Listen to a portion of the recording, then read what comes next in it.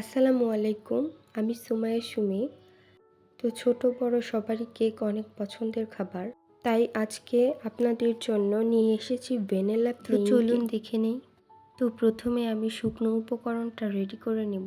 তো এর জন্য একটি বাটিতে চালনির মধ্যে দিয়ে দিব ময়দা, গুঁড়া দুধ, বেকিং পাউডার আর দিয়ে দিব সামান্য পরিমাণে লবণ। আর এখন সব কিছু ভালোভাবে মিশিয়ে চালনির সাহায্যে চেলে নিব। আমি আগে থেকে ডিমের সাদা অংশ এবং কুসুমটা আলাদা করে রেখেছিলাম। তো প্রথমে একটি বাটিতে ডিমের সাদা অংশ নিয়ে নিব।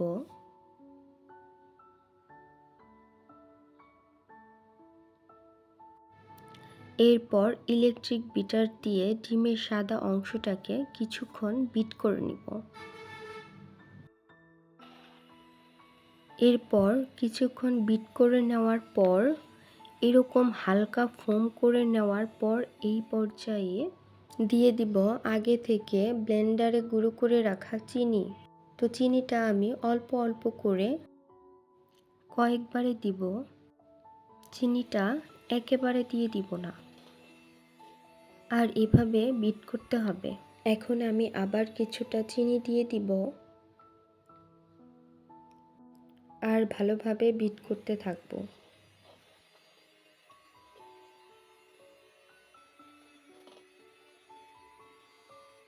এখন আমি সবটুকু চিনি দিয়ে দিলাম। আমি 1 কাপ চিনি 3 বারে অল্প অল্প করে দিয়ে বিট করে নিয়েছি। আর এখন পুরোপুরি ফোমটা ক্রিয়েট হওয়া পর্যন্ত ভালোভাবে বিট করে নিব। আর এটা একদম রেডি হয়ে গিয়েছে।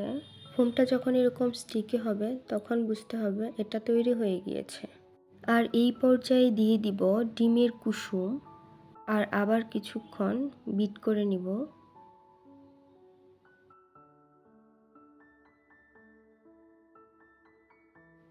এখন এর মধ্যে দিয়ে দিব রান্নার রেগুলার তেল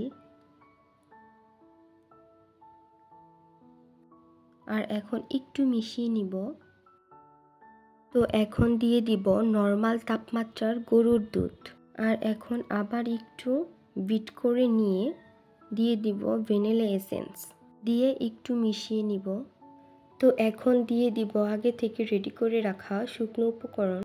তো চালনির সাহায্যে প্রথমে অর্ধেকটা দিয়ে আমি এটা মিশিয়ে নিব। এখন বাকিটা দিয়ে ভালোভাবে মিশিয়ে নিব। আর আমার ব্যাটার রেডি হয়ে গিয়েছে। আর এটা হচ্ছে ব্যাটারের কনসিস্টেন্সি। এটা যখন এরকম একটা ফ্লোতে পড়তে থাকবে তার মানে ব্যাটারটা ভালোভাবে তৈরি হয়েছে। এরপর এরকম মোল্ডের মধ্যে আমি তেল দিয়ে কাগজ বিছিয়ে নিয়েছি।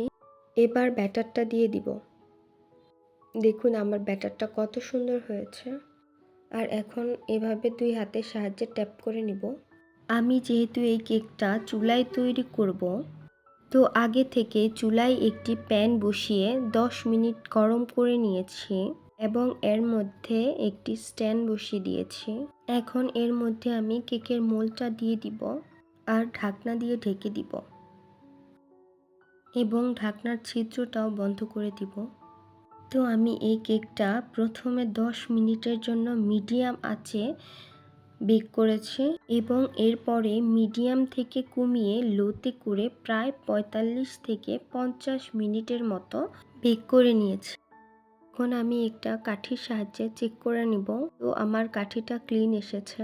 আর আমার এই কেকটা তৈরি করতে সময় লেগেছে প্রায় 1 ঘন্টার মতো। তো আমার হয়ে গিয়েছে। আর আমি এটা চুলা থেকে নামিয়ে নিয়েছি আর ঠান্ডা হওয়া পর্যন্ত রেখে দিয়েছিলাম। আর এই পর্যায়ে মোল্ড থেকে বের করে নিয়েছি।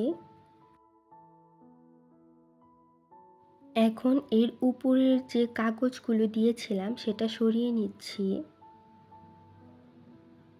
তো তৈরি হয়ে গেল আমার ভ্যানিলা কেক। আর দেখুন কেকটা কত সুন্দর হয়েছে আর কেকটা কতটা স্পঞ্জি হয়েছে আপনারা দেখে নিশ্চয়ই বুঝতে পারছেন। আর এখন আমি কেকটা একটু কেটে দেখাবো। তো আশা করছি আজকের এই রেসিপিটা আপনাদের কাছে ভালো লেগেছে। ভালো লাগলে প্লিজ আমার চ্যানেলটা সাবস্ক্রাইব করবেন, পাশে থাকা বেল আইকনটি প্রেস করে দেবেন।